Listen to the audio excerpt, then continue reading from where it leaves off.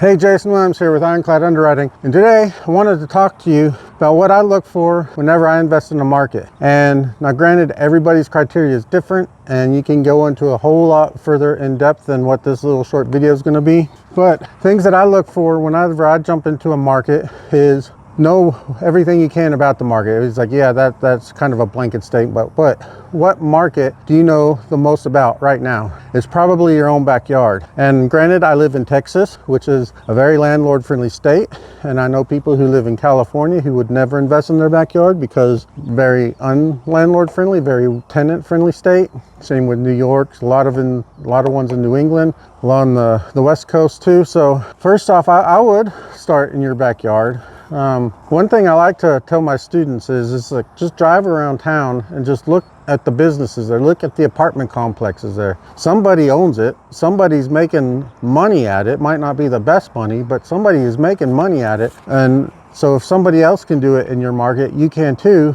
And granted, there are benefits to being in a landlord friendly state, but that doesn't rule out investing in more tenant-friendly state. So I would start with your backyard. Some criteria, if you're investing somewhere else other than your own backyard, you might want to consider population growth. I usually go to like google.com, type in the city or MSA, and then I type in population, you hit enter, and then you get a nice little pretty graph of everything from like 2000 on up. And so you can sort of click and drag and see what it was back in 2020, back in 2010, and then you can see what the population growth is, if it's even positive or negative that way. Another one that I like to use is I look at the industry growth. If there's industry growing in that MSA or market, that's a good benefit and probably makes a good sound investment. You don't want to invest in a market where there's only like a single industry, and if that industry goes under for any reason, then the entire population of that town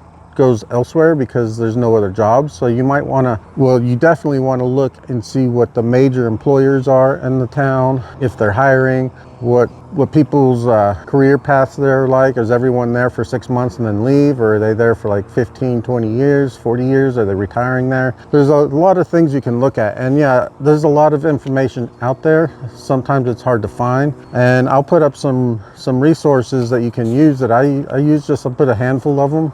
But to go further in depth, sometimes you might have to use a paid service. But right now, I don't use paid services. I use everything free, or if somebody I know has a paid service, I'll leverage their subscription or whatever to my benefit. So another thing that I look for is the housing supply and demand. Are you in a place where they're like building apartments, and they have like 10,000 new units coming up in the end of the year, and then another 20,000 in the next couple years? If you do, it's like, can that population growth handle that? Or is there going to be an oversupply, which causes demand to drop, which means you won't be able to get your rent increases the way you want them? So there's a lot of things you should look at with that. And also, if there's a lot of new development, generally speaking, those are going to be like typically class A type. If it's like brand new, everything is latest and greatest, versus a C class or a B class property, you might not even have the same clientele, so it might not even matter. So,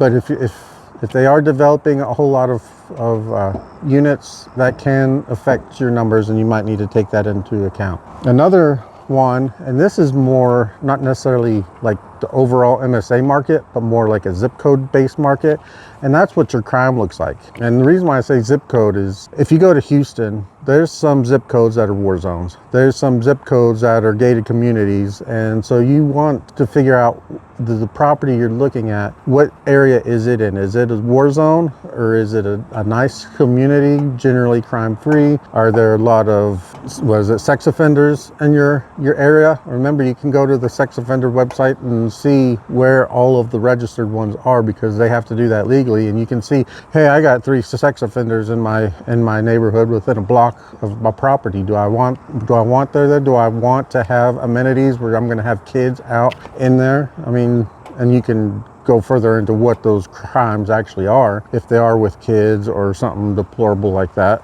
But there's things you can look at, and it matters. So some of the free resources that I use, like I said, for the population, I use google.com.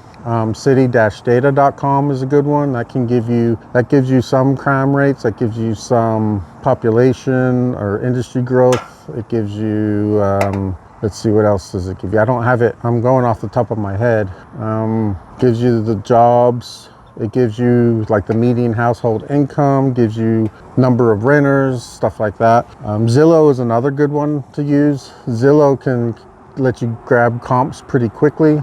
Every time we're looking at a property, my partners and I, we always pull up like Rent-A-Meter or Zillow or apartments.com just to see what other apartments in that vicinity are, so that we can get our comps right and things like that. We read the reviews. You always want to read the reviews of the complex you're investing in. Generally, the reviews are going to be based on the management, but if the reviews are like, well, they haven't fixed my appliances in 6 months, or they haven't done this or haven't done that, that can give you a good idea of what the deferred maintenance would be on that. And this is more sort of due diligence on the property itself and not the market. But again, these are all, you can find all this stuff free online. And so that's what I recommend you doing. If you want to learn more, you can look me up. You can DM me, hey, I want more free resources in the chat below. And I'll hook you up with what I teach my students. We go further in depth on that.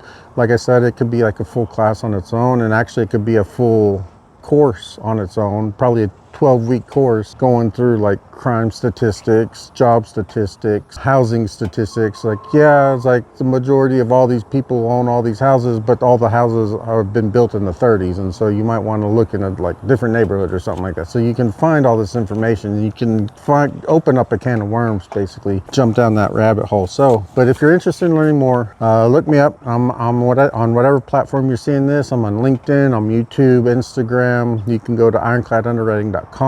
Again, this is Jason Williams with Ironclad Underwriting, and I'll catch you next time. Bye.